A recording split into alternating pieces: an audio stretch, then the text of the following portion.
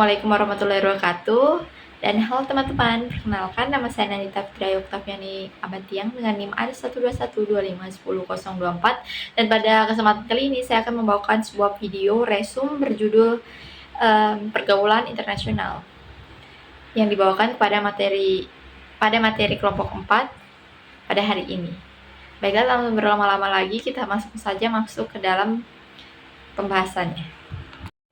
Saya langsung saja ke materi yang pertama, yaitu pengertian pergaulan internasional. Pergaulan internasional sendiri adalah hubungan dan interaksi yang dilakukan antara individu, kelompok maupun negara di dunia dalam berbagai bidang, seperti halnya politik, ekonomi, sosial, budaya, dan juga keamanan.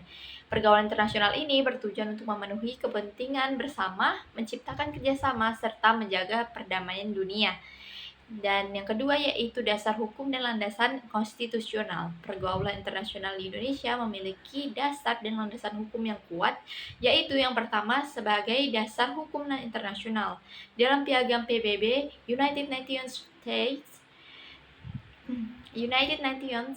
Charter tahun 1945, Konvensi Wina tentang hubungan diplomatik tahun 1961, di mana Konvensi Wina tentang hubungan konsuler tahun 1963, berbagai perjanjian internasional bilateral maupun multilateral. Yang kedua yaitu landasan dalam UUD 1945.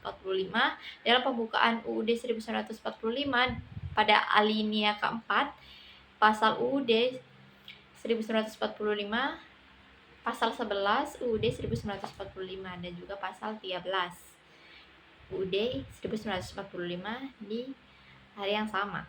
Dan langsung saja masuk kepada bagian C. Politik luar negeri di Indonesia menerapkan politik luar negeri yang bebas aktif. Diperkenalkan pertama kali oleh Muhammad Hatta pada tahun 1948, di mana bebas berartian Indonesia tidak memihak blok ataupun kekuatan manapun. Sedangkan aktif yang berarti bahwa Indonesia berperan dalam menciptakan perdamaian dunia. Jadi, adapun tujuan politik luar negeri di Indonesia yaitu yang pertama mempertahankan kemerdekaan dan juga kedaulatan negara. Yang kedua yaitu memenuhi kebutuhan dari luar negeri, meningkatkan perdamaian internasional, mempererat persaudaraan antar bangsa, dan juga mendorong kerjasama internasional demi kesejahteraan bersama.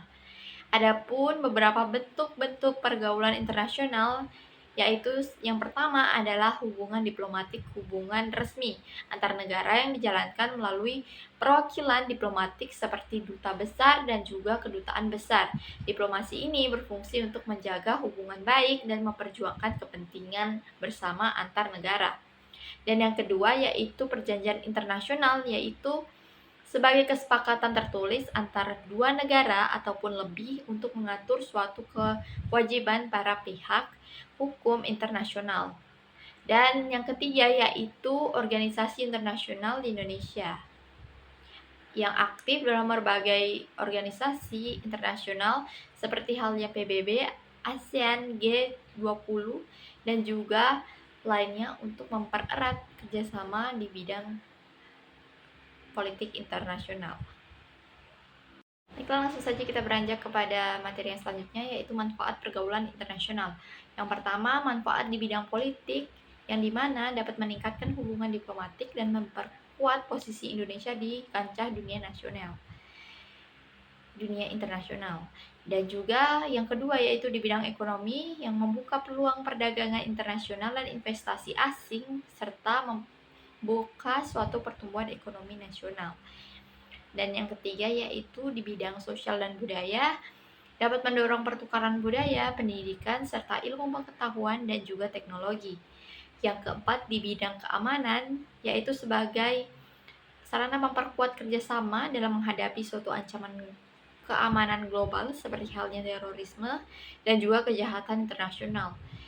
Dan masuk kepada peran Indonesia dalam pergaulan internasional, yaitu Indonesia berperan aktif dalam kontribusi di Perserikatan Bangsa-Bangsa yaitu PBB, peran strategis dalam ASEAN, berbagai inisiatif diplomatik bersejarah seperti untuk mendukung perdamaian di dunia. Dan juga adapun tantangan dalam pergaulan internasional di era modern.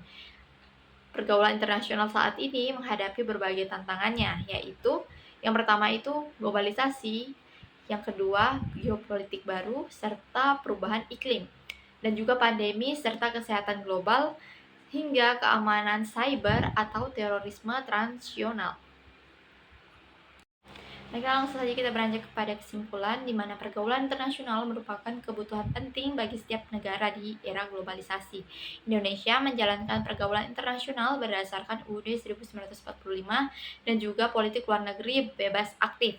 Melalui hubungan internasional, Indonesia dapat memperkuat kerjasama dan juga menjaga perdamaian dunia serta meningkatkan kesejahteraan rakyatnya, serta memperkokoh posisi bangsa di tingkat global.